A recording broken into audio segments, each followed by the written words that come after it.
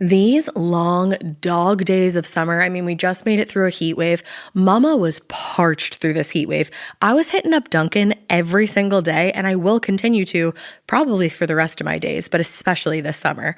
Dunkin' is helping everyone stay cool this summer with its lineup of refreshers. These drinks are packed with bold, fruity flavors and served ice cold. It's amazing. Dunkin' refreshers are the perfect afternoon pick-me-up. I like to start my morning with them personally, and then sometimes I go back for a second one because I'm just feeling crazy. They come in a variety of delicious flavors, including fan favorites mango pineapple and strawberry dragon fruit. And then for a limited time, there's black cherry and there's pink pineapple. I'm going to tell you something right now, and it's a bold claim, let me tell you, but I stand behind it. Pink pineapple will change your life. It is so good. It has me feeling like I'm sitting in a pool, resort side, just living, honey. It's so yummy. Try your favorite flavor with green tea, sparkling water, lemonade, or Dunkin's all-new limeade. I haven't tried the limeade yet, but I'm going to. Usually I get my drinks made with green tea and occasionally lemonade, but I do really like the green tea. Or if you don't want to build your own, try one of Dunkin's curated refreshers like the Cherry Lime Ricky or the Ultimate Pink Daydream. The Cherry Lime Ricky, scrumptious. I could drink like 3 of these a day. They're so freaking yummy. Head to Dunkin' today and find your favorite refresher. Dunkin' refreshers contain less than 1% fruit juice. Limited time offer. When it comes to online college, Southern New Hampshire University is so good, it's scary. Listen, the facts don't lie.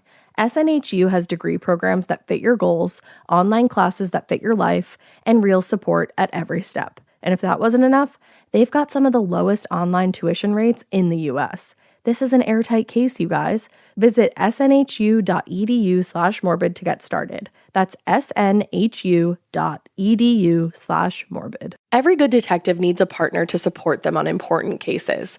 Think of a State Farm agent like your sidekick, there to help you along the way in your search for coverage.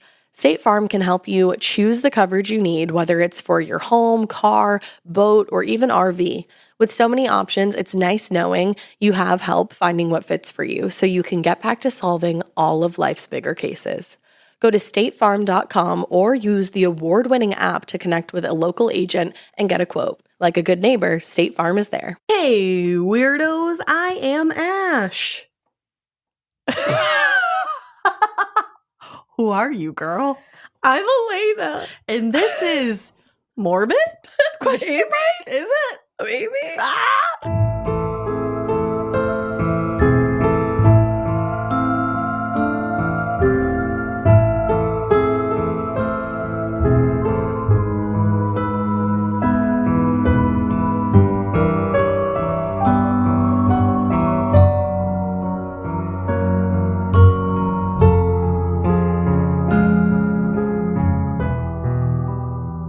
I was like, I look over and she was literally just looking at me. I was like, do you know your name? I zoned so hard for a second. You were looking right at me too. I was like, whoa. I was looking through you and at you all at once. Wow, girl. Wowzers. Kind of like the LAPD. They were literally looking at the suspect in this case right in the eyes, but they didn't even know it. Look at you with the segues. I am a Segway sister. And what is it that and that's why we drink calls them? They call them like segues or something. They call them something really hilarious, and they came up with it. And it's segues. And I think of it every time someone says Segway. So shout out to them. That's funny. I love them. I think of Paul Blart Mall Cop whenever I think of a Segway. Yes, both wonderful, wonderful things. Truly. But yeah, I am remaining in a place of LAPD with my case this week. Oh boy, I was there last week, and here I am again. And my case, it's the most. My case this week is the murder of Sherri Rasmussen. Ooh. And this was a case that went cold for a long time, but then finally was reopened thanks to some new guys on the squad. Some new guys on the squad. New guys on the street. So should we get into it? No. Well, what are we going to do then? Let's just chat. Okay. Sorry, guys. I'm on like. Wait, are you like? I feel like you're like meing right now. Yeah, I am. I'm having a moment. I feel like I'm Elena and you're Ash. Yeah. You're ashing. I'm ashing right now. At least, yeah, you're not ashy. You're just ashing. I'm just ashing. And you're dashing. I'm dashing too. One might even say smashing through the snow. In a one-horse open sleigh. Ooh, it's the holiday season. It's the holiday season. I wonder how many times I said that last year. A lot. This year, you guys should drink every time I say it. But then you might die, and Yeah. I don't want that to happen. Yeah, to don't you. do that, actually. Yeah, I don't do that. If you are going to do it, make sure that you're 21 and that you're responsible and that you're not going to be driving. Yay. Woo!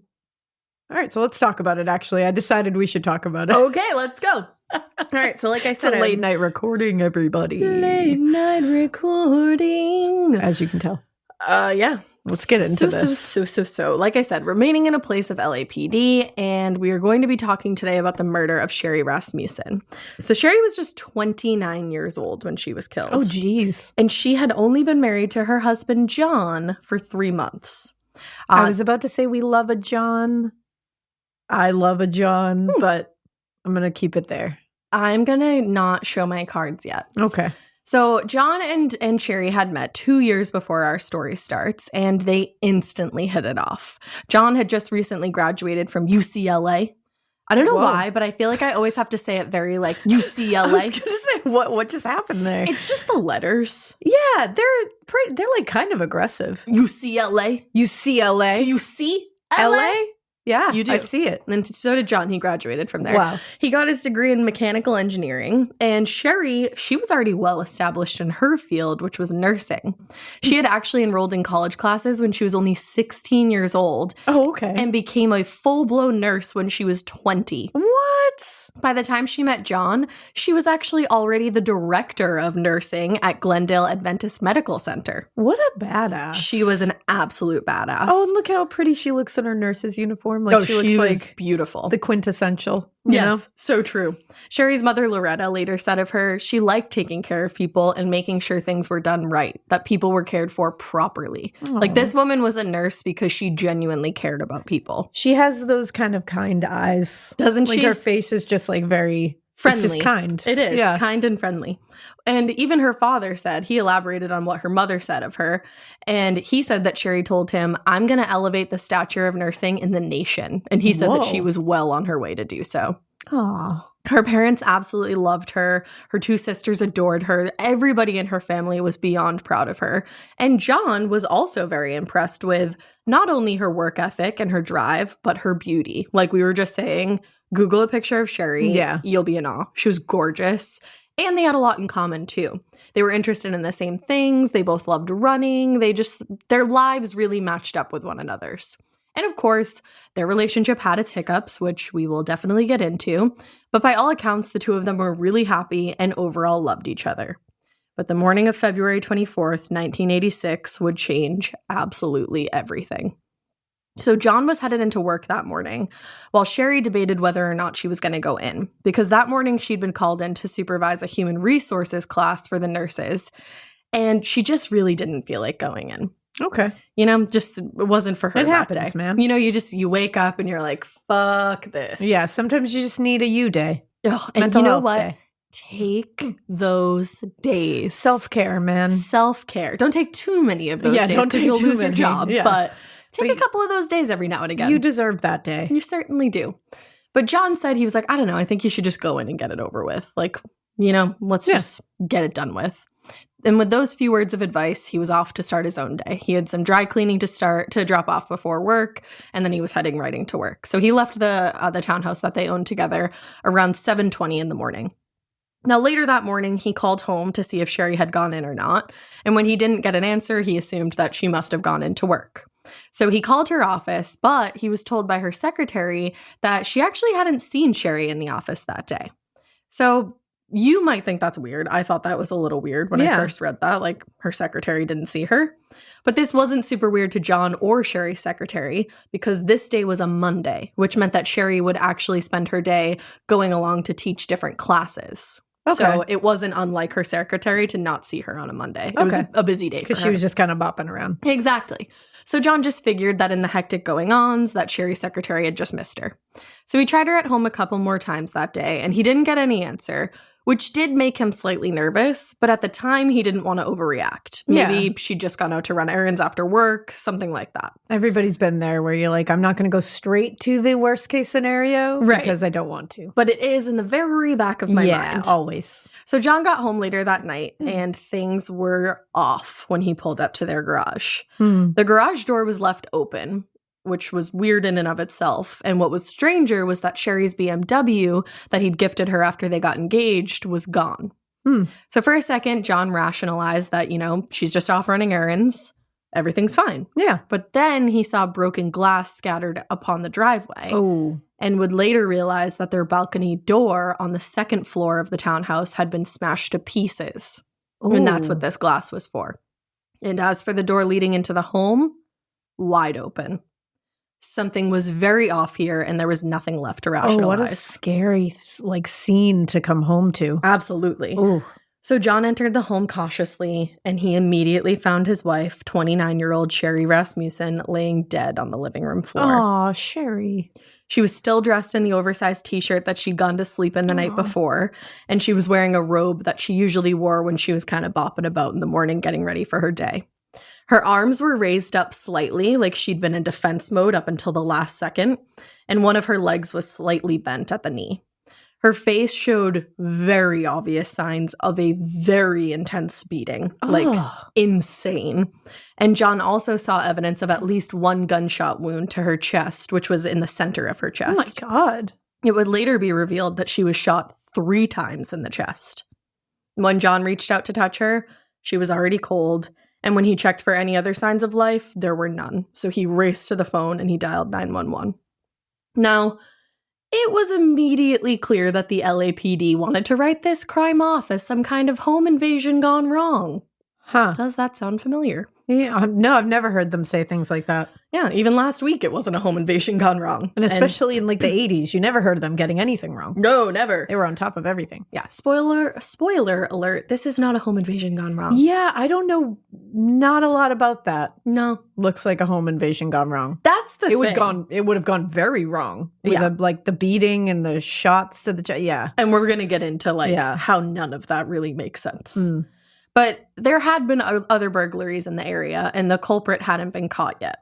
So the investigators, they kind of looked about the scene, and they realized that this was a home invasion, they said. They believed that the home was broken into by 2 men, and Sherri caught them off guard by being home, at which point they became violent with her and shot her to death. Sherri's murder was one of 831 reported homicides in LA that year. Wow. And we know what happens when certain places have too much of a caseload. Yep. Important details fall by the wayside, and that is exactly what happened here. Sherri's case would promptly be placed on the back burner for the remainder of the 80s and the 90s. That's wild. And it would remain a cold case until 2009. Wow. Almost 22 years later, when new investigators finally gave it the attention it deserved all along. Now, ultimately, Sherri's killer would be put away for good, even though said killer was one of the LAPD's very own. What? Yup. But before we get to the conclusion, we've got to get to the nitty-gritty in the middle and the initial quote-unquote investigation. So Detective Lyle Mayer was the homicide detective initially assigned to Sherri's case, and he arrived immediately to survey the scene. He noted that it looked like Sherri had been badly beaten to the face. It really wouldn't take a professional to do so, but he did. And he said that it seemed like she was struck with some kind of heavy object above her right eye. Oh. There was also a very intense and very human bite mark inside her left forearm. What? Yeah. Home invasion. Bite mark? Yes, home invasion, right? Holy All burglars shit. bite their victims, right? What the fuck? They saw a bite mark and said this is a home invasion? Yes. Wow. Like, absolutely wild. Okay. Not only that, she'd also been shot in the chest 3 times. Yeah. That's a lot of times for a home invasion. And they could determine that she had been shot with a .38 caliber pistol. That was the cause of death. Around 2 of the bullet holes, there were contact wounds. Ooh, so it was close. Yep, exactly, meaning that those shots must have been fired at point-blank range. Excuse me. You're not excused. I wanna be. And when he saw a pink and green quilt on a nearby chair with a bullet hole through the middle of it, the detective realized what had happened here. Whoever this was must have shot Sherri once, but then worried about noise from the gunshot and used the blanket to muffle the 2 shots that were fired at point blank range. Wow, Like, that's really spooky. Firing through her blanket, her pink and green quilt. And to just like make that decision too, that's just such a, I hate like, it's those kind of very blatant thought out decisions during these kind of acts that you're like, wow. And I'm happy that you said those couple of words, blatant and thought out. Yeah. That's not a home invasion. No. Thought out. Like, No. you're saying that she was like, she caught these people off guard, but then they thought that out? No, that doesn't make sense. Yeah, I don't know about that. No. So looking around the townhouse, Detective Mayer saw that the place had been absolutely trashed. But it wasn't like ransacked. It looked like this was like a violent struggle. There was a huge stereo speaker lying overturned on the floor with its wires torn out. And the remainder of the set stood where it should be. So these had been overturned from like the top of a shelf. A vase had been smashed on the floor. Wooden shelving from the cabinets had been pulled down off of the cabinets. Jesus. And the television's amplifier and receiver had both been knocked over and were hanging from the TV. Huh.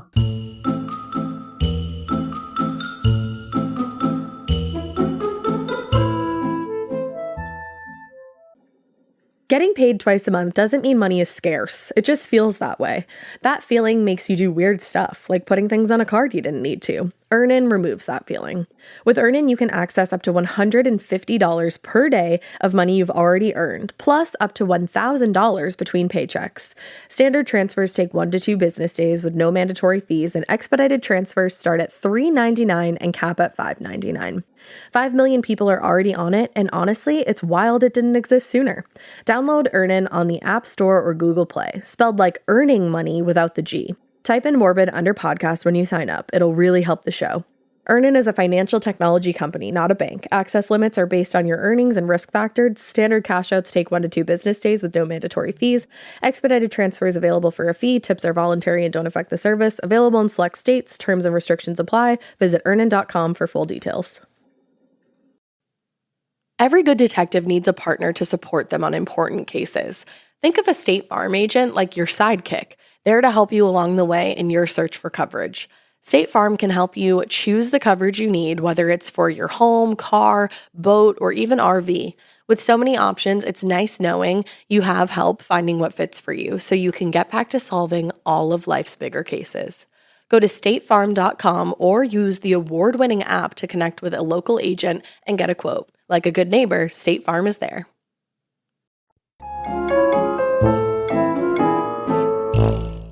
At the foot of the stairs, which led to the second floor of the townhouse, there was a VCR and a CD player stacked on top of each other.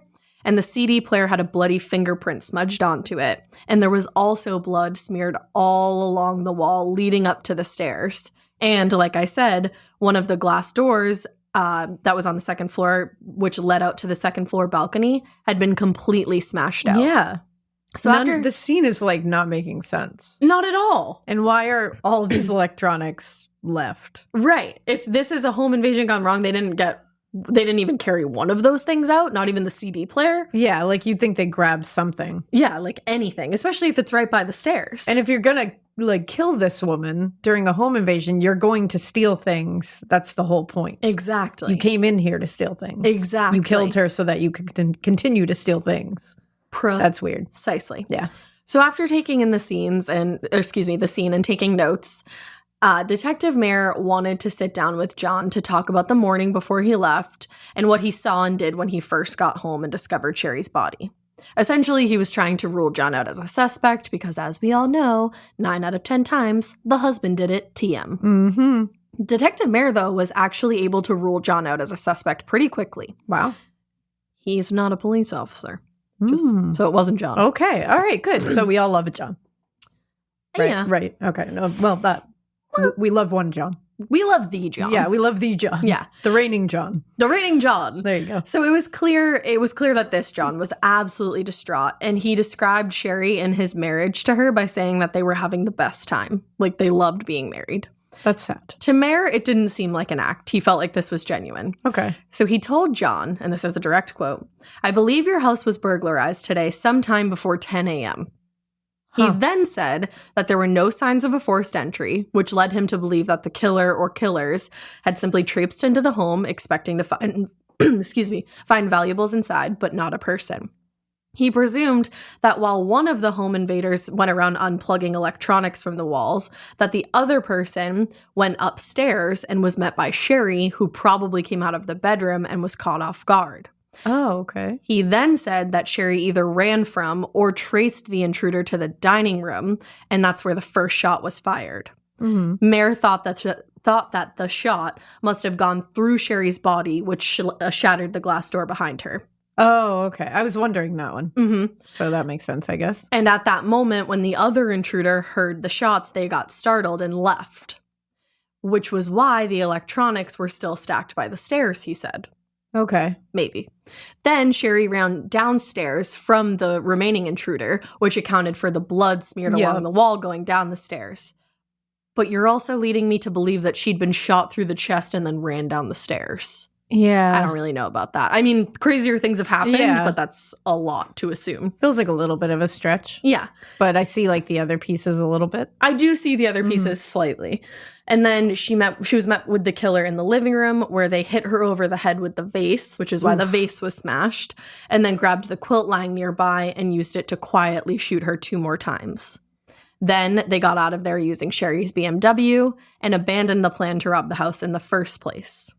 Man, if that's what happened, that is really brutal. And like a really brutal home invasion. That's a lot to assume from just walking around for a little while. Yeah. You know, like I don't know exactly how long it took him to survey the scene, but that's a lot to conclude after being there for less than a day. Yeah, that is. And by the way, Sherri's car would be found later parked down the street with the keys still inside. That, Detective Mayer said, was why nothing else was missing. But he was wrong there, because one thing other than Sherri's BMW was missing. Her and John's marriage certificate. What? Yes. Okay. But for some reason, that was left out of the original notes on the case, along with a few other details. That's strange as fuck. Now, satisfied that this was the case, Detective Mayer headed out, and the criminologist for the LA County Coroner's Office came to the scene to examine the body. This man was Lloyd Mahaney, and he arrived around 2 a.m. And luckily, he did a very thorough investigation. He found that there were multiple abrasions and contusions to Sherri's face. To him, it seemed like she'd been in a fist fight, and there was a large cut open just above her right eye. But he felt like something other than a fist had created that cut. He surmised that she may have been struck in the face with the gun that actually shot her. Oh, geez. He also saw abrasions on her arms close by to her wrists, and to him, it seemed like she'd actually been tied up at some point with some kind of rope or cord. Ooh, this gets worse and worse. And then this is a lot, just so you know. He discovered that 2 fingernails were missing from one of her hands. And later discovered them by the front door. This was a brutal attack. Now, he believed that the initial gunshot wound is very... Sorry, I sneezed in the background, but I tried to cover it, everybody. It's okay. Bless you, bless you. Thank you. Now, he believed that the initial gunshot wound is very likely what killed Sherri, but he did also admit that it could have been the other 2. He didn't know. Okay. Now, one shot had gone completely through her body, like I said, the one that shattered the glass door behind her, presumably. And the other 2 struck through her heart and lungs. Wow. And then became lodged in her chest and spine. Now, this poor woman. She went through the most brutal attack. Yeah. Now, her body was checked for any trace evidence like hair, dirt, fibers, anything that may someday connect them to the killer, but there wasn't much to find, unfortunately. She didn't seem to be sexually assaulted, but erring on the side of caution and wanting to be as thorough as possible, he did do a rape kit and a number of swabs and included all of them within his report. This guy was not fucking around. I was going to say, this coroner was on it. He was. He also finally measured and photographed the bite mark on Sherri's arm and swabbed the injury. Wow, look at this guy doing his job. I'm saying. Noted the time and date of the collection after placing the swab into a sealed tube, initialed it, and added it to the physical evidence envelope. He noted that there was very little hemorrhaging and almost no inflammation near the wound, which led him to believe that this wound was likely inflicted right as she died. Oh my Almost God. like a final, like, fuck you.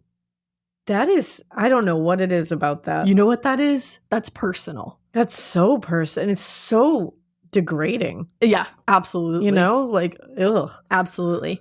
So this examination took 4 hours. This man was thorough. And after those 4 hours, Mahaney drove the evidence and his report down to the coroner's office, having no idea that in due time, much of this hard work would be lost, quote unquote. Are you fucking kidding me? Just lost. He spent 4 hours collecting things that should have already been collected. Yep. Wow. And then it was quote unquote lost. Mhm. But don't worry, it does become found. Okay, good. So after reviewing Mahaney's report and going over his own notes, Detective Mayer also couldn't shake the feeling that something about this case was personal. He still leaned on the air of this was a home invasion, but What home also- invasion ends with someone biting someone? that's the thing. That's wild to me. He said that the level of violence and brutality was unlike anything he'd ever seen before in a robbery gone wrong. Yeah. But the LAPD as a whole agreed that this was the case, that this was a robbery, and that's how they pursued the case. No, guys. Now, I'm here to tell you it's not. it's not. Yeah. And although the investigators said that they conducted hundreds and hundreds of interviews, they never asked to speak with Sherri's own sister, Teresa, who was at the townhouse the day before Sherri was killed. They never spoke with her neighbor, Alan Tarski, who lived 20 feet away and was there right after Sherri's body was discovered. And they never spoke with her close friend Jane, who knew of somebody that Sherri was having problems with. Damn. They did, however, speak with John and with Sherri's parents, but they did not interview the one main person that John had told them about and that Sherri's parents had told them about. And they treated Sherri's parents terribly when they pushed the point of speaking to this same person. Now, why wouldn't they want to speak to this one person? John's ex-girlfriend, Stephanie Lazarus. Oh. Why wouldn't they want to talk to her? Why not? Most likely because she was one of their own, an LAPD officer. A rookie at the time, but one of their own, no less. Oh. Now- that whole we protect our own. Mm-hmm. Sherri's parents actually pushed the LAPD to speak with Stephanie because, like Sherri's close friend Jane, they knew that she was having lots and lots of problems with this woman. Sherri's father, Nels Rasmussen, called Detective Mayer the day after his daughter was killed and wanted to know if they had spoken with Stephanie yet. He emphasized some of the issues that Sherri had been having with this particular LAPD officer recently, recalling 4 separate occasions where Sherri was made uncomfortable by this woman. What? So the first was when Stephanie stopped by Sherri and John's townhome to see if John could wax a pair of skis for her. Are you fucking kidding me? Like, what? Now, this was shortly before Sherri and John's wedding, and it was pretty obvious to Sherri that Stephanie wasn't there for the favor she asked for. This was about more than just skis. Yeah. And also, like, was that a euphemism? Well, I'm like, what the fuck? Weird. Like, who asks that? I don't. You're not also me. in LA. Yeah, like, what the hell fuck? are you using skis for? You go unless you're going to like Big Bear or something. Like, where are you going? Weird. Sherri was like, this is Something's like, weird. Fuck off. Yeah. She knew that this was about lingering feelings. Also, go away. Yeah, like, get out of my house. Don't come to our house asking my soon-to-be husband to No. wax your skis for you. I can promise you that those skis would be so far up your ass Yeah. and protruding out your mouth if you That's- asked my husband that's to a wax no your for fucking me. skis. That is a no I for can't wait me. until I can actually say husband. My though. husband. Not yet. But so after Stephanie left, Sherri told her soon-to-be husband just that. She was like, I'm uncomfortable with Stephanie being in our home. Yeah. And I would prefer it if you didn't take care of those skis for her. Like, this Yeah. is a weird situation. You have every right. But John was like, no, nothing's going on between us. And our relationship never got that serious. He said they simply dated in college, and he just felt like it would be easier to placate Stephanie versus getting into something bigger than necessary. Yeah, it's always good to placate somebody instead of just being upfront and honest. Yeah, totally. Yeah, definitely. If you're ever in a situation where it's like, should I placate this person? Right. Or just be honest? Yeah. Definitely placate them. That's that the thing. always ends up great. This also tells me that he knew that Stephanie had a wild temper. Because Oh, yeah. if you're worrying about getting into an argument with somebody because you're not going to wax their skis, Because your fiance is uncomfortable with it? like, I think most people would understand that. Yeah. But clearly Yeah. she's not somebody who was going to. Something's up here. So Sherri hoped that that would be the last time she saw Stephanie, but as we know, it was not. There were more occasions, 3 more. Stephanie stopped by the house a few days later to pick up her skis, and Sherri made it clear on that occasion that she was not welcome within the house. Good. This all happened outside, which, like, high five, Sherri. She assumed that this would be the last she saw of Stephanie, but again, it was not. Just a few days after that, John had already left for work, and Stephanie showed up in uniform a bit after he left at the townhouse. And she told Sherri that she was on a break and just wanted to stop by and say hi to John, but she didn't expect Sherri to be there. Usually Sherri was at work at this time. Oh. At that point, Sherri started to wonder if there was something going on between John and his ex. Did she usually come over when Sherri had already left for work and John was still home? Or was this her entire intention, to make Sherri feel that way when it simply wasn't the case? And that's the worst, too, because your first initial reaction is always to get mad at the other person instead of directing it at the person you're with who you're supposed to trust. Right. And it's like, this must have been hard to just be like, okay, which one is it? Yeah, like, exactly. Is it her being crazy and overbearing and like trying to cause issues, or is something else happening? Exactly. Yeah. Exactly. So John maintained that this was not the case. There was nothing going on between him and Stephanie. Then why the hell did she feel comfortable showing up in the middle of the day to have lunch? Why would she feel comfortable? John. Yeah, John. So now finally, one last uncomfortable interaction, and this one is the fucking crescendo. Oh, no. So just a couple days before Sherri and John's wedding, Stop it. a couple of days before the wedding, Stephanie stopped by Sherri's office, provocatively dressed, Stop it. and pushed past Sherri's secretary to tell Sherri that she and John were very much still romantically involved and that Sherri shouldn't trust her husband. She then elaborated and said that if she could not have John, nobody would. Wow. Yeah. Wow. So remember, Sherri's father is recalling all of this to Detective Mayer. And do you want to know what his response was? To tell this father, whose child was murdered yesterday, that he watched too many cop shows on TV. Are you kidding me? Nope. Not only did they tell him he watched too many cop shows on TV, all of the other investigators would lean over him, trying to intimidate him. Like, they treated this man like an idiot. What the fuck? And it's also like, okay, how many cop shows have I watched that have a female cop threatening another woman? Which, can you point me to those ones? Yeah, like, that what- I'm I coming don't- up with this? I don't think I've seen any of those. Like, what the fuck are you talking about, you idiot? You're the one watching too many cop shows, Right. sitting here trying to intimidate the parent of a murder victim. Like, I'm just telling you what my daughter told me before her death. And like, yeah, I know you want to think this is a home invasion, but I'm telling you about multiple experiences she had with an unhinged woman. No matter whether she works at your department or not, she's fucking unhinged. There is a bite mark on this woman. Right. You gotta give me a page list of home invasions that were home invasions. Actual that home invasions. ended with a bite. And not murders, not like serial killers, Home not invasions. anything, not domestic disputes. I want straight up home invasions by an actual stranger Exactly. that ended with a bite. Nope.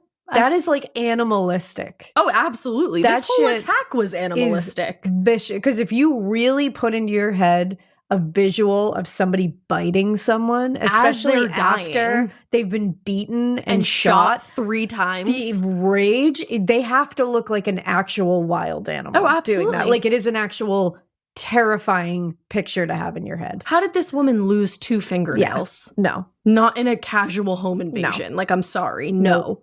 This was exactly what you said. Oh, I'm so animalistic. angry Me too. for her parents. Absolutely. Like, fuck these people. And the fact that, and we know this, like, no spoiler alert, it takes over 20 years to get to the bottom That's of this. awful. And they were at door after door after door after door slammed in these poor people's That's fucked faces. up. It's fucked. So as far as the detective was concerned, it was absolutely out of the question. It was a robbery gone wrong or somebody who wanted to hurt John and Sherri personally. John had previously told, if you remember, Detective Meyer to talk to Stephanie. He literally said, like, you might want to talk to Stephanie. Yeah. But at this new time, he told the detective he didn't actually know anybody who would have wanted to hurt the two of them personally. Except for Stephanie. Exactly. Because she literally said it. She straight up said She it. literally threatened her. It is unclear whether or not Sherri shared those last two interactions with John. So if she didn't, perhaps that's why he didn't think to bring up Stephanie again. Okay. Just playing devil's Possibility. advocate, we simply don't know. Yeah, that's a possibility. So Sherri's parents flew from Tucson to LA to meet with the detectives in person once they realized that their concerns were not being taken seriously. And when they arrived at the station, Detective Mayer showed Sherri's father 2 sketches of 2 possible suspects that they thought were responsible for the murder, and also for a string of robberies near Sherri and John's home.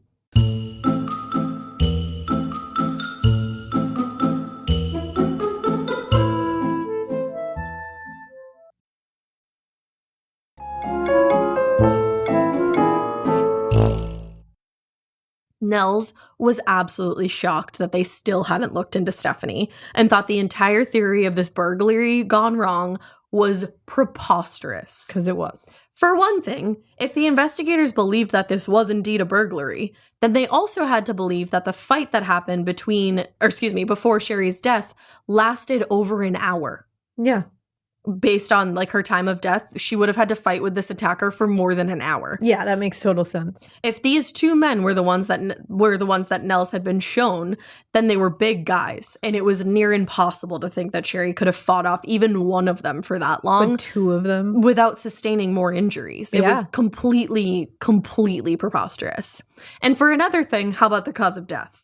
If this truly was a robbery gone wrong, then wouldn't the killer want to get away as fast as humanly possible? Mm-hmm. You would think that 1 gunshot would have been sufficient. What kind of burglar would fight somebody off for an hour, shoot them once, and then take the time to look for a blanket to quietly shoot that person twice more? No. And, again, at what point would they bite their victim? And that blanket trick, that shows a little familiarity with shooting a gun. Absolutely. To me.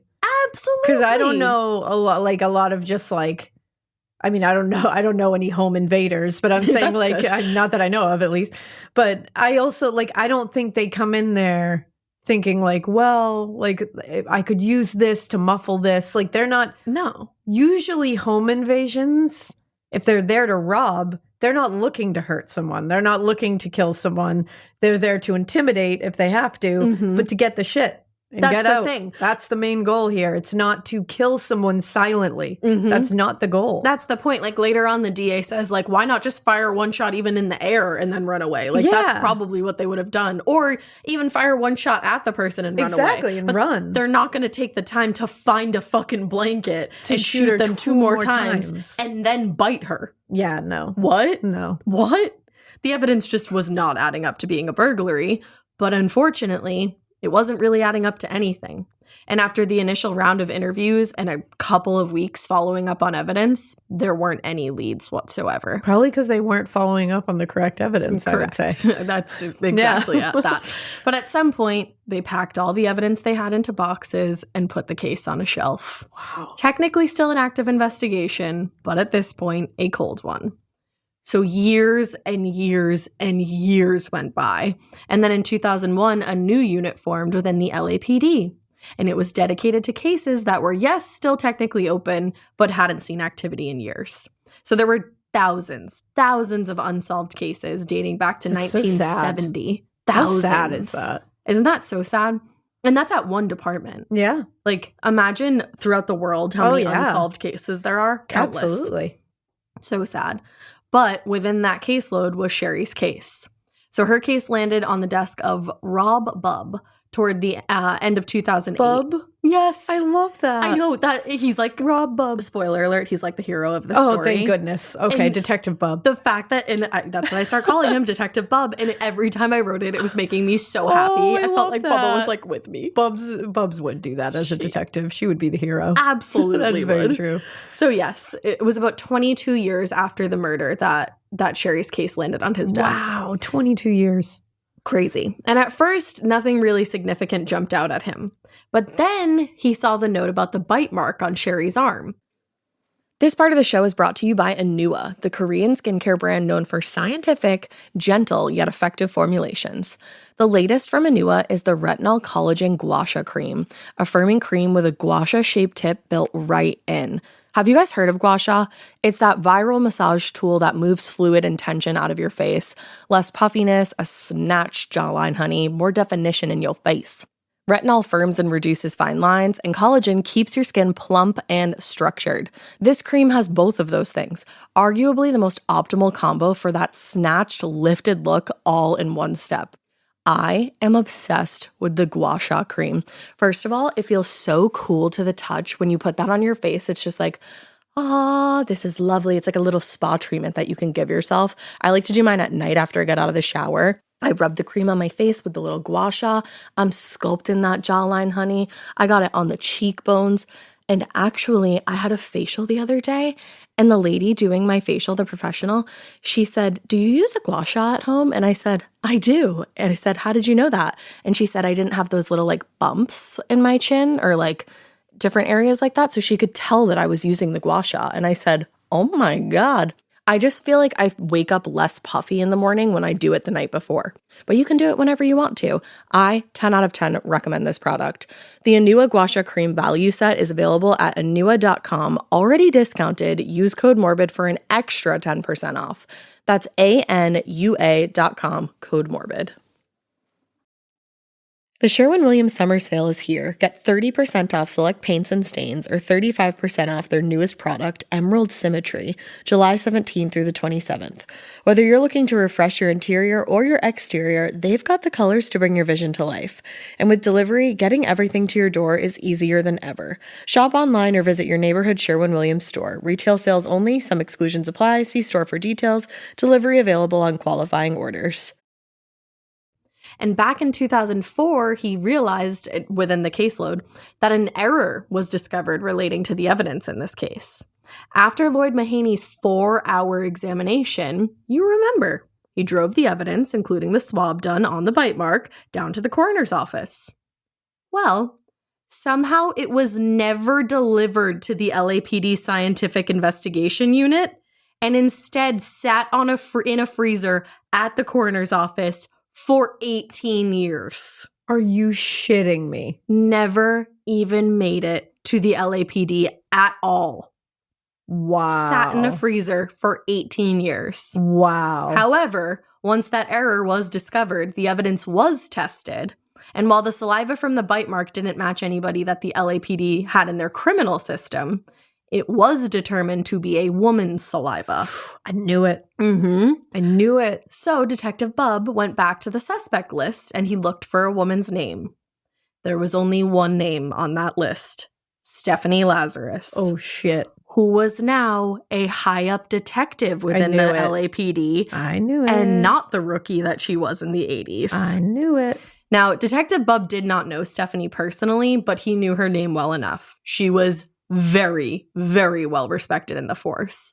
She had gone to UCLA with John and then joined the LAPD right out of college. And she'd done a really good job impressing her superiors and made quite the name for herself. In 1996, she got married to another officer, Scott Young. Later, they adopted a daughter together.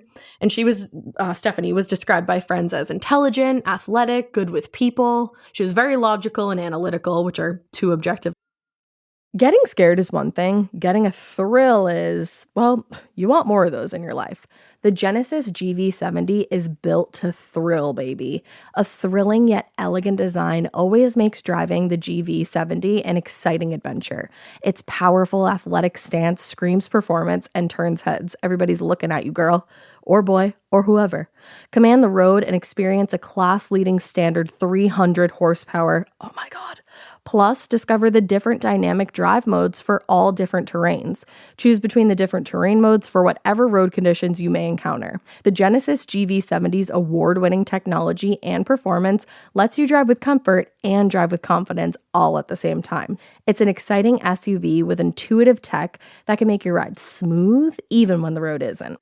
And its blind spot cameras allow you to see what's next to you. It's like having eyes on the side of your head. That's pretty iconic. Its performance, by the way, is measured not only in power, but in how it makes you feel. confident, sexy. The Genesis GV70. Learn more at genesis.com and feel the GV70. Need a boost? Sometimes all it takes is tapping into your inner cool.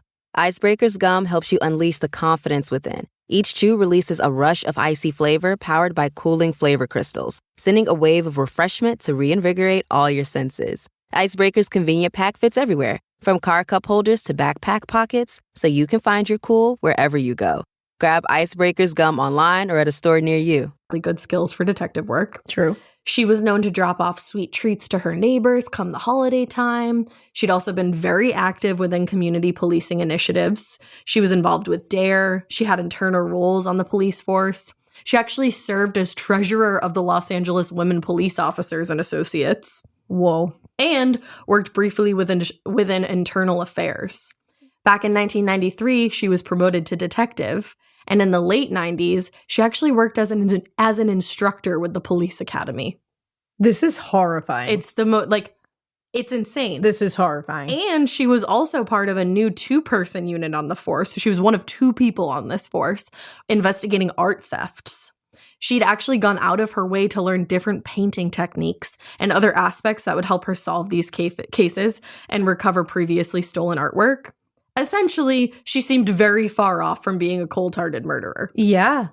And all of that made Detective Bub nervous. Yeah. It was going to be a big deal for him to investigate a fellow detective anyway, but somebody as well regarded as Stephanie?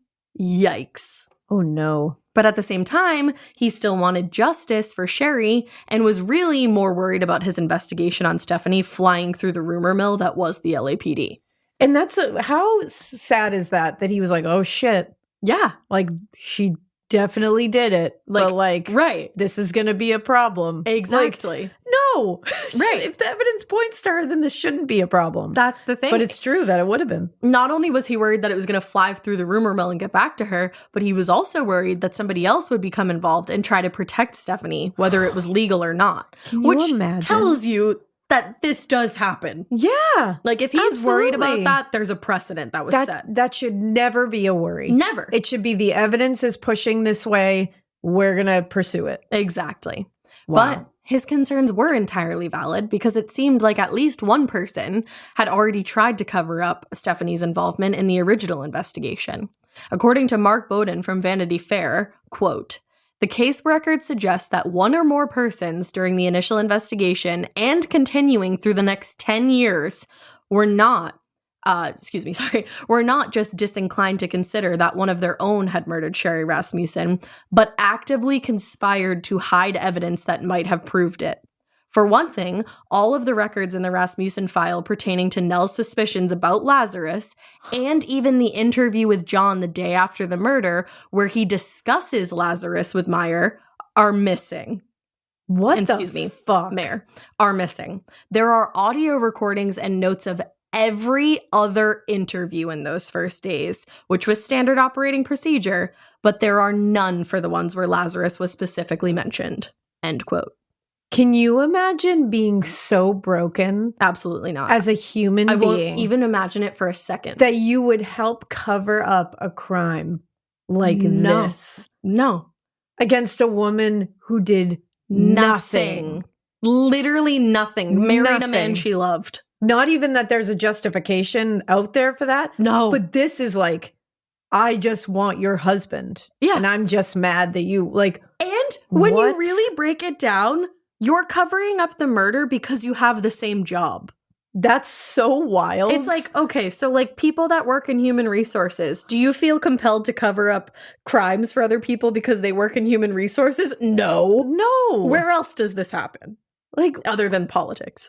like That's what? insane.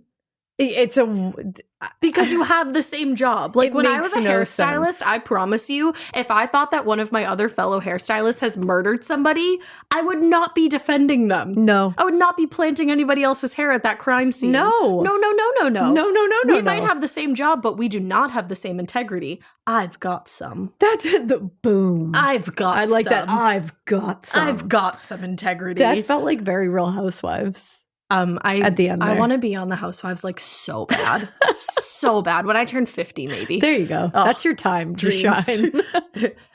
I was going to try to come up with like a 30 flirty and thriving, but with 50. 50 thrifty.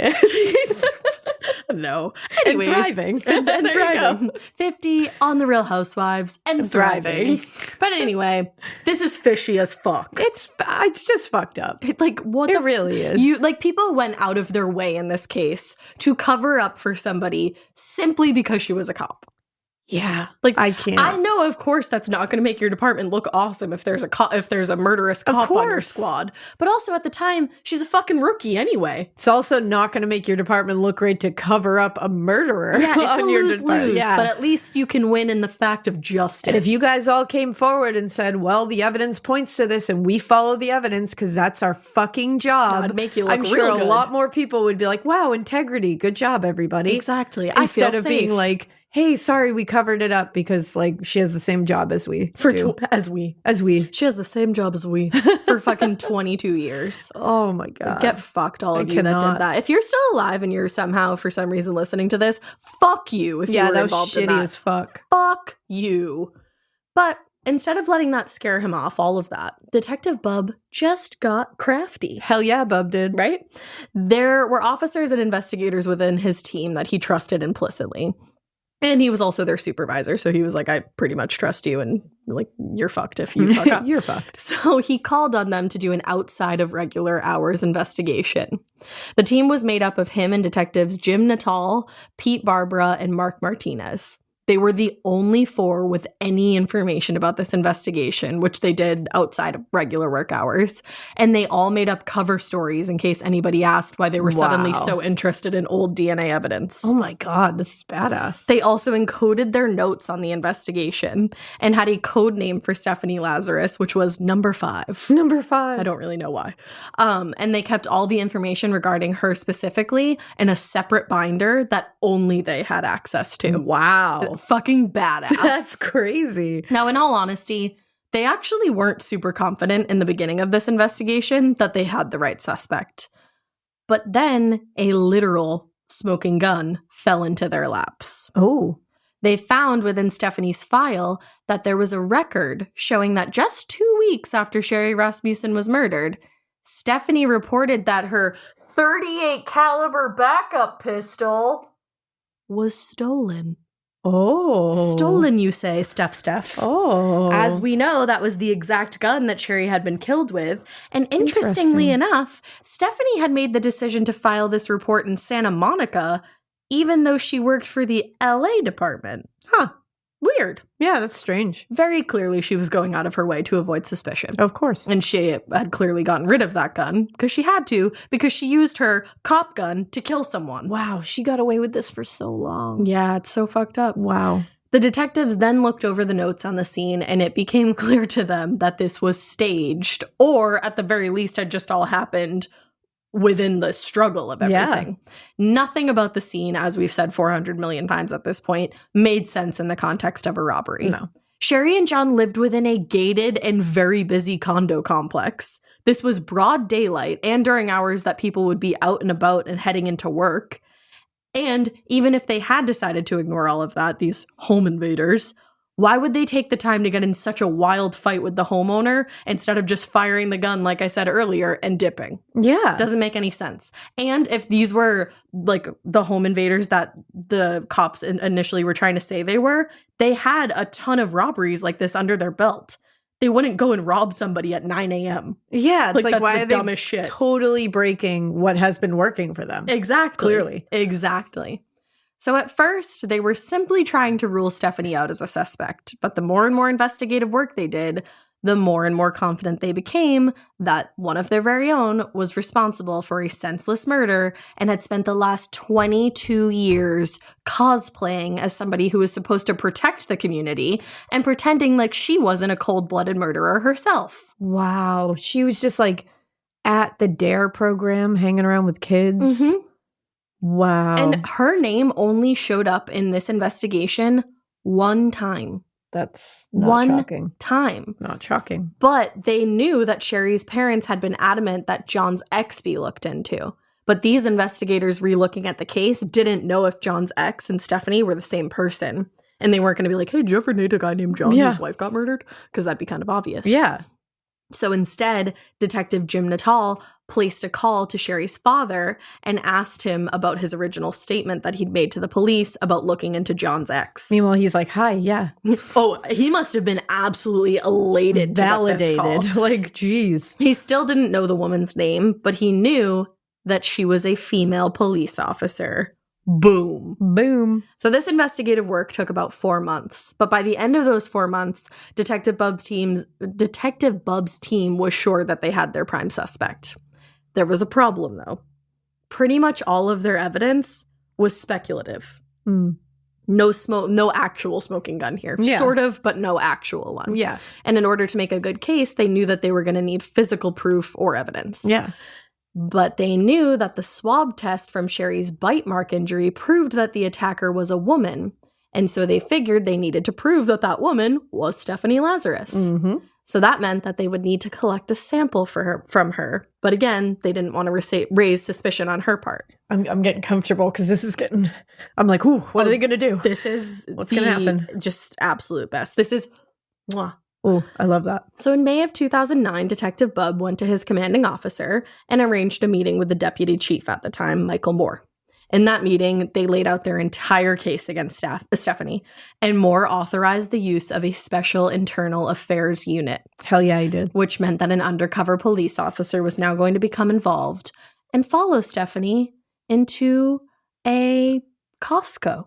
Okay. You know, the land of free samples that nobody can pass up. Oh my gosh. Well, you know, just like the rest of us, This Miss is brilliant. Stephanie Lazarus also couldn't pass up a free sample. I mean, no one can pass up those free. no, like, come on. Just like the rest Come of us, on. I said. Wow. Her sample of choice was a drink. Was a drink. So she used a little straw and a little cup to Yeah, sample she that did. drink. And she said, And then she tossed that straw and that cup into a nearby trash bin. God. And as soon as she walked away, that undercover officer skedaddled right over to that Ooh. trash bin, picked that up, and threw it in an evidence bag. I bet he did a little soft shoe over to that. I'd be so excited. Oh, yeah. Yeah, he did a little boop, boop, boop, boop, boop, boop, boop. He bebop-a-loopa'd, baby. Oh, hell yeah, he did. At Ma, TM. And then he brought that directly to the lab where it would not sit on a shelf for the next umpteen years. Hell yeah. And just 1 week later, Detective Bubb got a call. Ring-a-ding-ding. The criminalist at the lab was able to develop a partial DNA profile from the cup and the straw. And you know who it was a match for? What was it a match for? It was a match for Stephanie Lazarus. Hey. She was at least the woman who bit Sherri Rasmussen, but also Holy likely beat and then shit. shot her. Holy shit. So it was time to bring Stephanie Lazarus in for some questioning. Let's get that bitch in. She is just walking into Costco buying some bulk fucking items. Like she didn't just murder a woman. Brutally murder a woman 2 decades ago. Like, talk about having skeletons in your closet. I'm just like, holy shit. The amount of people in that Costco that just walked by her buying the 20-pack of Rice-A-Roni and had no fucking clue that she is a savage murderer. Oh, yeah. To the point of biting the Yeah. victim. What's that statistic? We walk by like how many murderers It's like in our 30 lifetime? something, Yeah, like that's 32 crazy. or something Like like at this that. point, you and I have definitely already walked by at least 5 murderers. That's wild. crazy. Hopefully But not I'm at just Costco. like, you just think about it, you're like, it was like the Golden State Killer. Yup. You know what I mean? Like, it's just like, just going about her Oh, yeah. day, just going to Costco. She got married. She was able to adopt a child. She was someone's mother. She was somebody's mother. She worked in DARE. She was somebody's DARE officer. Yeah. She said, don't do drugs and don't kill people. I did, but like, it's okay. But don't do it. But you Yeah. shouldn't. Yeah. Wow. So she was brought in for questioning on June 5th, 2009. And that morning before that was a pretty typical one for Detective Lazarus until she arrived to work at the LAPD's administrative building, Park Center in downtown LA. She was getting settled for the day when Detective Dan Aramillo poked his head into her office and asked if she could help him with something. Oh my God, this must have been really fun to do. Oh yeah, she agreed, and he explained that they had somebody at the station who was under arrest relating to an art heist. Oh. And he asked if she would be able to interrogate the suspect, you know, with her incredible knowledge of art and heists. Hell yeah. I'm sure the flattery went straight to her fucking ego, and she agreed. And Detective Aramillo directed her to the basement, where the holding cells are located. But instead of taking her to a holding cell, he took her to an interrogation room, where there was no suspect. Oh my God, I love this. But instead, his partner, Greg Stearns, detective. And so they said, Steph, can you sit down? And she said, sure. And then Detective Aramillo explained to a confused Detective Lazarus that he had taken her down there because he didn't want to create a scene upstairs. Oh my God, she knew. Oh, she was she knew. shitting herself. As soon as she walked down there and didn't see a suspect, her brain went, they got it. Oh, because she absolutely thought that she had gotten away with this. Oh my God. Every single day for the remaining 22 years that she had to get away with it. So she had follow-up questions, but the other detectives were not answering them. Instead, they told her that they were assigned to a case and they wanted to know if she knew a man by the name of John Rutten. And she told them that, yeah, she went to school with him. She met him at the dorms at UCLA, but nothing really more than that. UCLA. Yes, excuse me, UCLA. Yeah. Now, she was getting slightly standoffish, and she clearly was becoming more and more suspicious, but she was still maintaining a professional and friendly demeanor. So they asked her a few more questions about John, and finally she was like, what is this all about? So Detective Aramillo explained that it was about John's wife who had been murdered, and he said, did you know her? And at first she said that she may have met her, but then as time went on, she knew all about Sherri. She'd actually met her on one occasion at least, knew where she worked, knew actually that she'd been murdered in some kind of a burglary gone wrong scenario. Wow. I broke. That escalated. It did. She also said first that her and John had casually dated, but then as she got to talking more and more, she said to the detectives, I'm thinking that because he would date other people and I would date other people, I think at one point he may have been dating her. I don't know. Maybe he was married. I don't even remember. And I'm like, why are you calling me if you're dating her or living with her or married to her? I honestly don't remember the time frame. I'm like, come on, knock it off. But now I'm thinking I may have gone to her and said like, hey, you know what? If he's dating you, he's bothering me. I think we had a conversation about that, 1 or 2, maybe. It could have been 3, but I don't want to say that I had 3 conversations with her or whatever. Ma'am. Ma'am.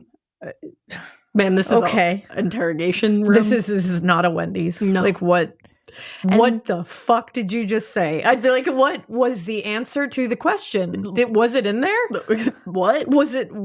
First it was no, then it was I don't know if I knew her, then it was I might have known her, then it was okay, you might have been married to her, perhaps. I don't really know. Maybe we had a conversation about it. Maybe we had 3. I don't really want to say that we had 3. Yeah. What? And I was all like, oh my God, if he's married to you, then he's bothering me. He's bothering me. Suck my dick. What the fuck?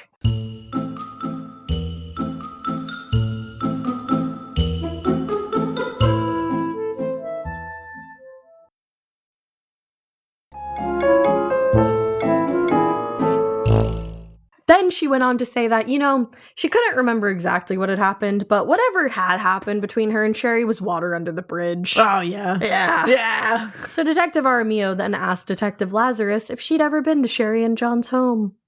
He said, you ever been there? Ever been there? And she said she couldn't remember entirely, but if she had, it was probably just a nice visit. Oh, yeah, I'm Not sure. for any romantic reason at all. No, like, it was just a nice visit. Just stopped by. After all, you forget if you even met her or possibly had 3 conversations with her about John. But yeah, I can understand why you wouldn't know if you actually, like, had a nice visit. Yeah, who knows? At her house. Like, she's like, oh, it was probably a nice visit. Yeah. I thought you didn't even did you even know her? Seriously, like, what are you doing, What's ma'am? your answer? What are you doing? My God. Now, Detective Aramillo then noted that some of Sherri's friends had concerns, and some of Sherri's family had concerns, because they believed that Sherri and Stephanie were having issues relating to the John situation. Oh, there's always a John situation. Yeah, there is. Unfortunately. But she kept going with the so long ago, can't remember act. So then Detective Aramillo just laid it on her. He was like, yeah, we processed the scene, and originally we couldn't do a lot with the evidence, but like, DNA and all kind of come a long way. Now we can. Yeah. So it was becoming pretty clear now that Stephanie knew what they were hinting at. And they told her that this was all just part of the job, but if she would be willing to provide a DNA sample for them, then it would kind of rule her out, you know? It would rule. It would Too. rule. If she could just give them a DNA sample, that would rule. It would not drool. It would No. rule. But it would be of her drool. So she wasn't really interested in that or speaking with them anymore. And she told them, I just can't even believe it. I mean, I'm shocked. I'm really shocked that someone would say that I would be doing this. Yeah? Maybe because you did this. You're really shocked? And then she told them that she probably needed a lawyer. And with that, she walked out of the room. But she didn't make it very far because Detective Armorio walked out of the room too, and he placed her under arrest for the 1986 murder of Sherri Rasmussen. Wow. Yeah. What a day at the job that was. For everybody. Truly for everybody. Yeah. So now, since she was under arrest, they were able to get a proper DNA sample, which made their case even stronger. The first Costco sample definitely confirmed their suspicions, but this second sample sealed the motherfucking deal. I can't believe this matches the bite mark. Oh, it's insane. You can't get out of that. Oh, just listen to this. According to the Deputy District Attorney Shannon Presby, the results of the DNA test found that the odds of Sherri's killer being someone other than Stephanie Lazarus were 1 in 1.7 sextillion. So you're saying there's a chance. That is 17 with 20 zeros. It's a lot of zeros. Many. So with that, Detective Lazarus was now headed to trial. Bye. Bye, bitch. In early December 2009, she was indicted for the murder of Sherri Rasmussen, and the DA, the one I just mentioned, had attached special circumstances of lying in wait and murder during the commission of a robbery. Stephanie pleaded not guilty and was held on $10 million bond until her trial. Wow. And her lawyer, Mark Overland, did file a motion to have the charges dropped, claiming that, quote, the Los Angeles Police Department investigators were negligent and showed reckless disregard in the investigation of their colleague.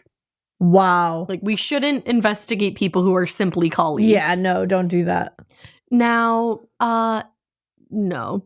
This referred to Detective Bubb and his team's secret investigation, but the Superior Court judge found that her rights had not been violated by the investigation and that she would stand trial for murder.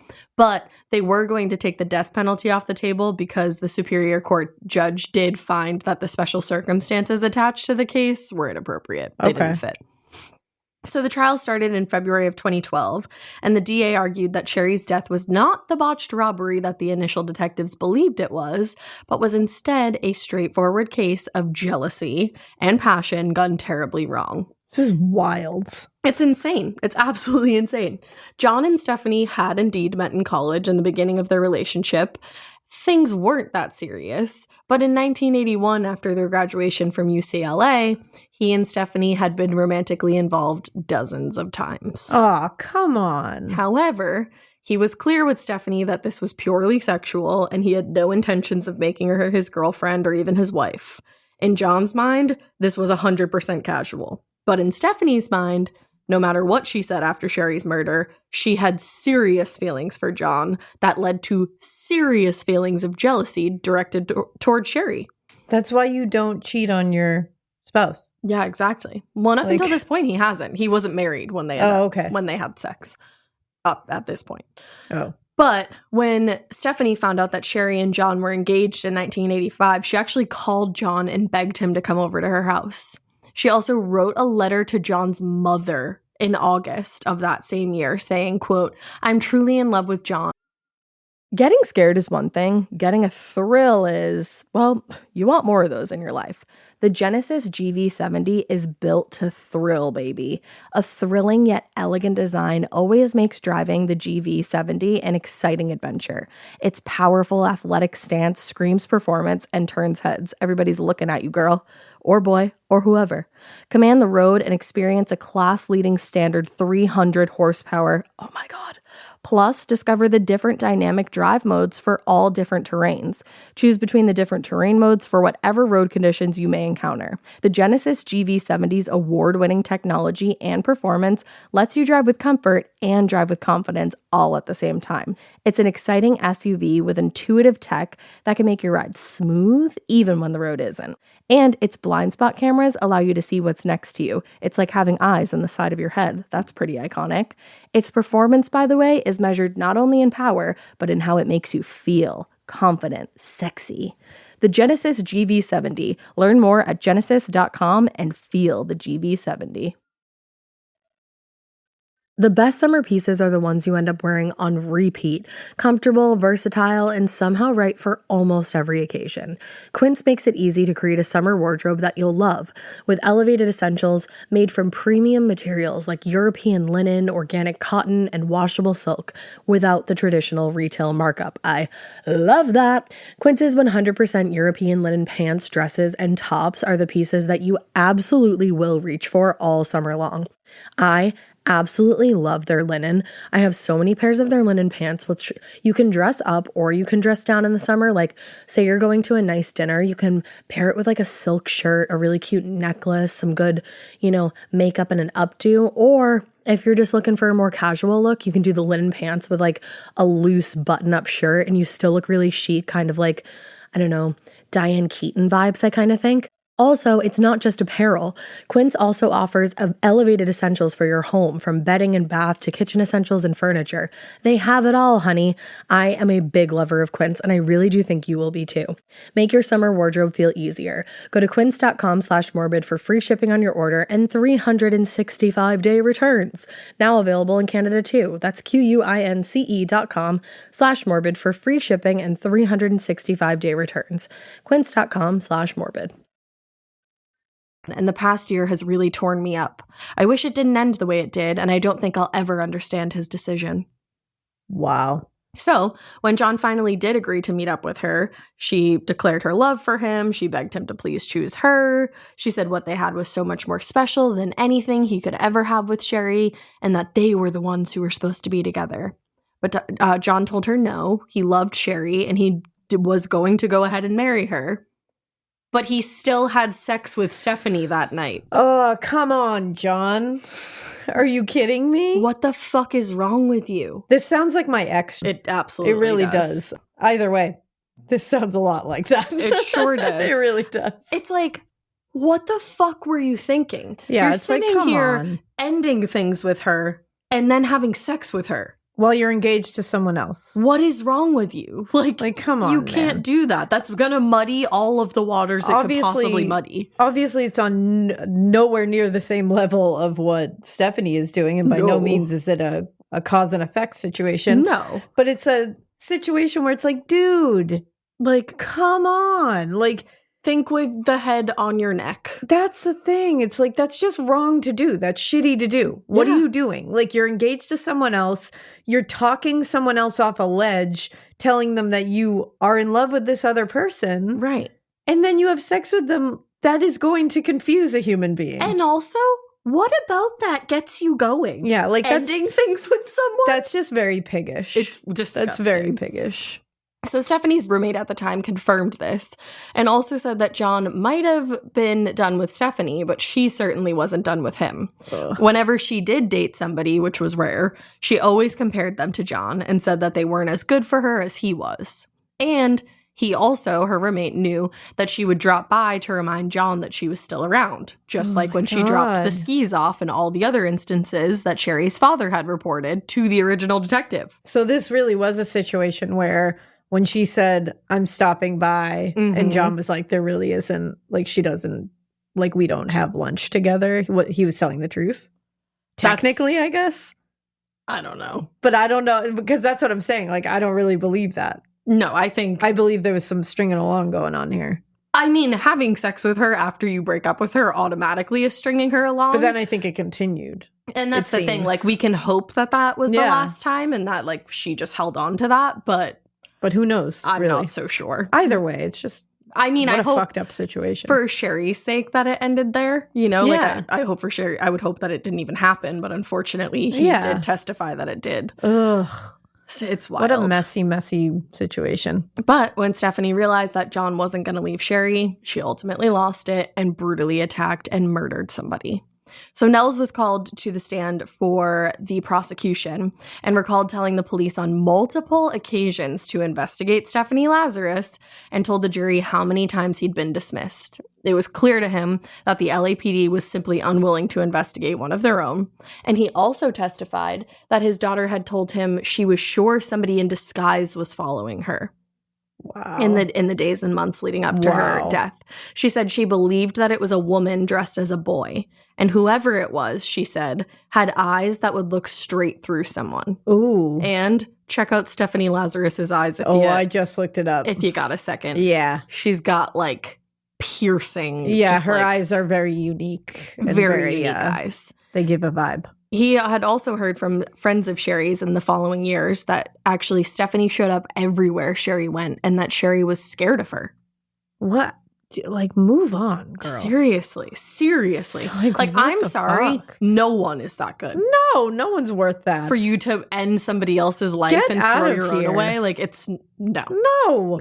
It's just not that good. I don't care who you are. No. You can move on. Now, John was also called to the stand, and he testified that Stephanie was most likely upset because she never got any closure from the end of their relationship, and that's why he slept with her that night. He went to her house telling her he planned to marry Sherri. To give her closure? He thought that was closure. Wow. He said that he was stupid Wow. and young, and also used those excuses to explain why he had sex with Stephanie 2 more times after Sherri had been killed. Are you fucking kidding me? One of those instances was while they were both on vacation to Hawaii with other people. I am Baffled. also, dude, you had sex. Like, now you know. Yeah. You had sex with the woman who murdered your wife Like, in your home. and also, what are you doing? You're the one that sat there and told the detectives to talk to her. Obviously, you felt some kind of something. You obviously knew that she had this in her. Yeah. Like, if you're telling them to talk to her, then you really believe she could have done this. Exactly. You're not just going to send the detectives after somebody being like, yeah, she's kind of like a kooky ex-girlfriend. Like, maybe go run after her. Like, no, you have to be like, you know what? She could have done this. Yeah. And then you have sex with her 2 more times? What is your deal, John? I gotta go. What the fuck? I gotta go. Oy. So that happened.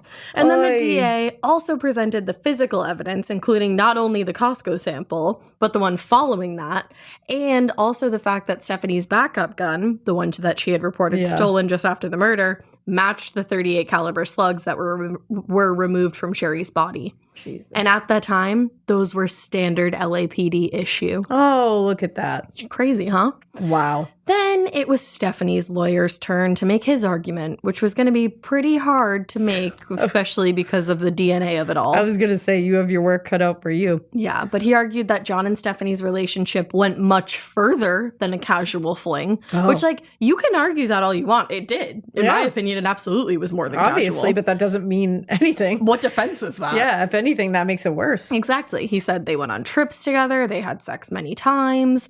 Stephanie even considered it serious enough to get to know John's mom and his brother really well, and she believed that the 2 of them had a future together. He argued also that there had been no hairs, fibers, or fingerprints at the scene that could be tied back to Stephanie, and nothing in Sherri's stolen car that could point back to her, except the bite mark that had her own saliva on it. Yeah, there was that whole thing. How did your saliva end up on a murder victim? Well, let me tell you. Oh, Lord. He said that the swab taken from the bite mark simply couldn't be trusted because over the course of almost 22 years, it had been mishandled by multiple agencies and had also sat on a shelf for 2 decades before it was even processed as evidence. And isn't it wild that it matches the one suspect that makes the most sense? Still, after all those My years. goodness, how DNA degrades strangely. That it just turns into the perfect piece of evidence that fits with somebody who has every motive in the world and everything points to that person. Precisely. Isn't that very convenient? So convenient. Yeah, wow. Luckily, in the end, the DNA spoke for itself, and on March 8th, 2012, the jury began their 3-day deliberation. Ultimately, they found Stephanie Lazarus guilty. Okay, you were giving me a face, and I was like, I swear to you, if you tell me that she got off, I will riot in the streets. I would be rioting in the streets. Like, I would not be sitting pissed. here in this pod lab. No, she was found guilty of first-degree murder, and she was sentenced to 27 years to life in prison. Now, after sentencing, her lawyer filed an appeal saying that her right to due process had been violated. Shut up. And that the trial court had made several errors relating to search warrants and allowing the DNA in the first place. Just like grasping at straws. Shut up. The appeal was reviewed by the Second District Court of Appeals, and they found no prejudicial, it's so hard to say that, error, and upheld the court's guilty verdict. They said, shut up. They said, generate silence. Exactly. Now, Stephanie has filed many appeals since then, all of which have been denied. As for Sherri's parents, Nels and Loretta, they still believe that a cover-up absolutely happened somewhere in the original investigation. Absolutely. Same. And they filed a civil suit against the LAPD, but unfortunately it was dismissed and they were unsuccessful with appeals. I'm shocked. John has since remarried and seems to live a quiet life, and her parents remain sure that he had no knowledge or didn't have any kind of involvement in her murder whatsoever. I don't believe he did either. Neither do I. I really don't. No, I think he made some stupid choices. Yeah. I think it also probably sucks to have to sit at your wife's murder trial and talk about your fuck-ups that aren't murderous. Like, you're just having to reveal that you are being a shitty husband and a shitty person. And it's like, who knows if his new wife was there at the trial and had to hear all of that? Like, I'm sure like, that probably caused some issues at home. That's rough. Yeah. But I agree. I mean, if her parents are sure, like, it makes sense. That doesn't, from what you were saying, it doesn't really like stand out that he was like looking to get out of that marriage. That no, they'd only been married. He was looking 3 months. To be with Stephanie. I mean, there was definitely something weird going on there because he was still going afterwards. But right. I don't know. No, I don't think he was involved at all. No, I think he seemed like, from all accounts, genuinely shocked to find her. And I think it's terrible that he had to find his wife of 3 months like that. You know, like, that's horrific. Yeah. And I think she was clearly somewhere, you know, she's on a level that none of us will ever understand and shouldn't ever understand. Yeah, Stephanie absolutely is. He obviously couldn't have known that either. No. Like, he could not have known that she is on that level. But then it's like, on top of it, it's like, dude, you knew she was like a little bit, you know, out to lunch here because you were mentioning her to go talk to her. So it's like, that not, and again, not that I'm blaming anything, but it's just like, oh man, what a mess. And that's why you don't do this stuff. That's why you don't do this stuff. That's why you don't cheat. It's Just always messy. Separate. Be single and sleep with whoever you want. Right. Like, clearly, do whatever you want. You're not capable of being married if you're doing that like 2 seconds after you ask somebody to marry like, you. all I can hope is that, like, obviously people change. So let's hope that. I mean, they were in their 20s. I was going to say that's very early. So, like, hopefully that's changed. But it's like, dude, you were too young, clearly. Yes. Oh, the whole thing is just a mess. And poor Sherri. All she did was exist. And get married to someone she loved. And be like an incredibly kind, like wanted to change nursing throughout the nation, like determined. Like, she had so many goals that she never got to get to because of Stephanie. All these, every murder we talk about is senseless, but like these kind of things are just like, what the fuck? Right. And she just like, woke up that day. Yeah. Just existing. Yep. Doing her own thing in her own house. It's really wild. I just feel really sad. bad. So, I know. I'm really sad for her family. But yes, that is the case of Sherri Rasmussen. We hope you keep listening. And we hope you keep it weird. But not so weird that you Stephanie Lazarus it. Don't do that. Don't do anything like Stephanie did. Also, keep her behind bars. Forever.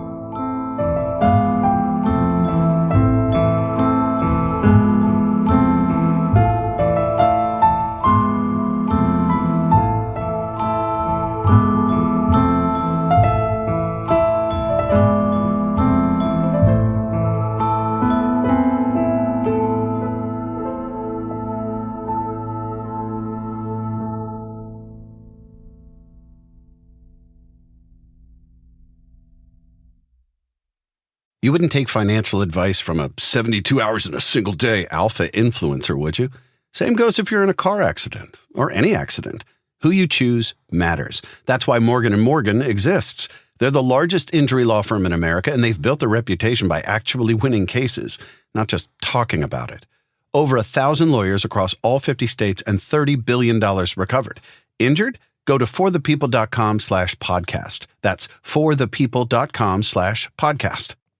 Hey, listeners, I'm Ash. And I'm Elena. And we are so excited to have joined the Sirius XM family. And you know what? If you want to keep hearing new episodes of Morbid ad-free, subscribe to SiriusXM Podcast Plus on Apple Podcasts or visit SiriusXM.com/podcasts plus to listen with Spotify or another app of your choice. Let's go.